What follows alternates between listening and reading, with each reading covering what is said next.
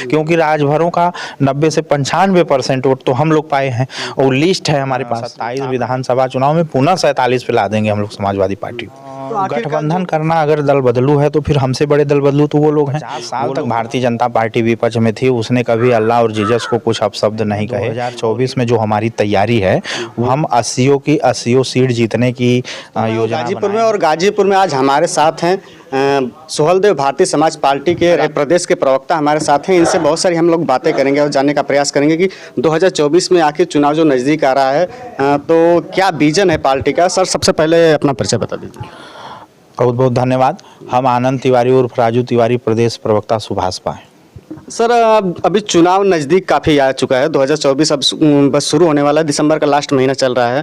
तो पार्टी का 2024 का जो चुनाव है उसमें क्या विजन है पार्टी का?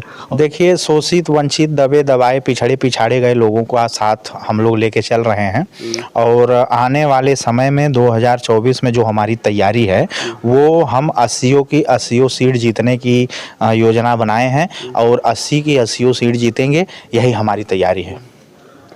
इसके पहले देखा गया कि ओम प्रकाश राजभर जी, उनको लेकर काफ़ी यहाँ पे टीका टिप्पणी हुई जब उन्होंने पार्टी समाजवादी पार्टी छोड़ करके बीजेपी ज्वाइन किया, तो उन्हें दल बदलू कहा गया। इस पे आपका क्या विचार है? देखिए, हम आपको एक चीज़ बताएं पत्रकार बंधु, गठबंधन करना अगर दल बदलू है तो फिर हमसे बड़े दल बदलू तो वो लोग हैं।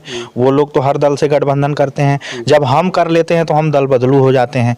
अगर दल बदलू हम हैं तो हमसे बड़े दल बदलू वो लोग हैं, इसका तो हम यही जवाब देंगे जी।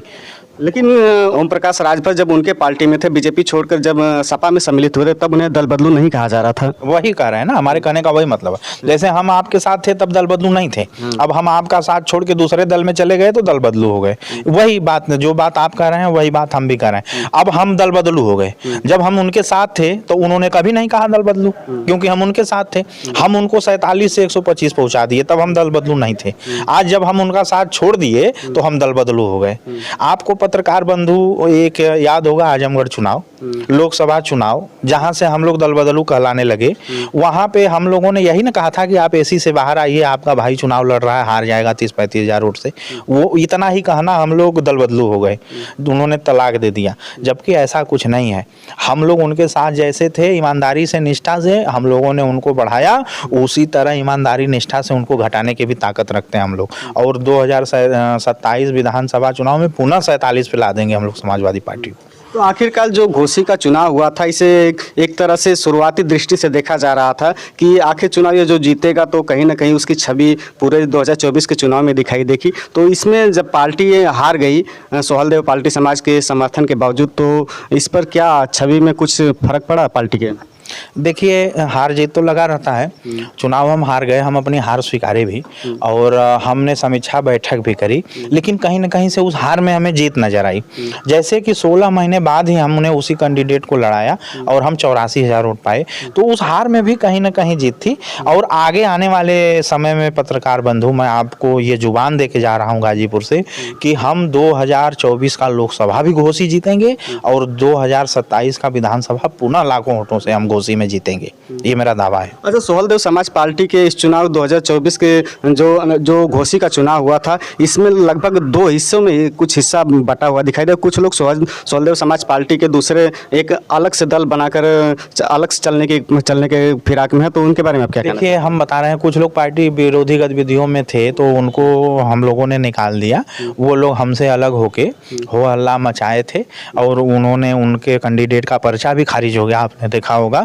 तो जब उनका पर्चा खारिज हो गया तो वो लोग समाजवादी पार्टी के साथ खड़े हो गए।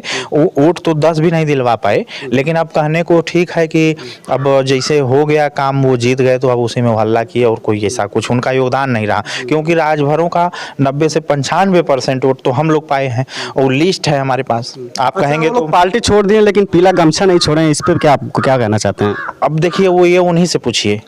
वो तो फिर उनको तो देखने वाले लोग यही समझ रहे होंगे कि सोहेलदेव भारतीय समाज पार्टी कार्यकर्ता हैं।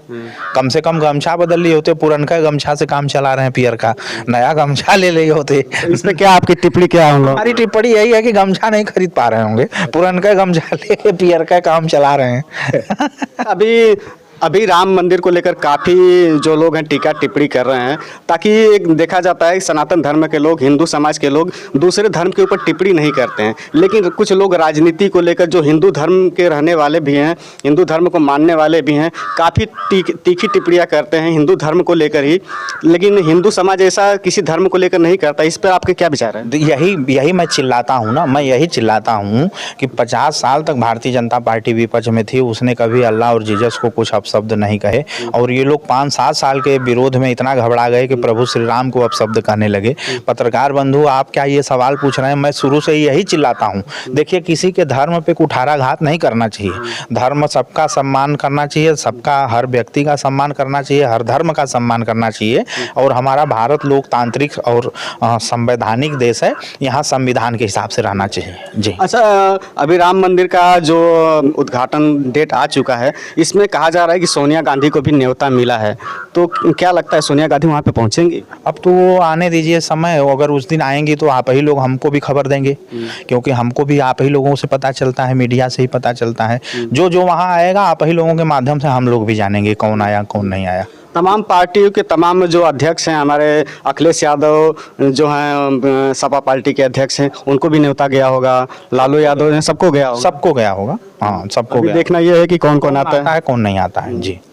आजमगढ़ चुनाव में एक छोटे चेहरे थे, बच्चे थे, जो राजनीति में काफ़ी दिलचस्पी ले रहे हैं, नवरत्न लाल यादव, जो काफ़ी टीका टिप्पणी करते थे छोटी सी उम्र में, तो उनके बारे में आप क्या कहना चाहते हैं?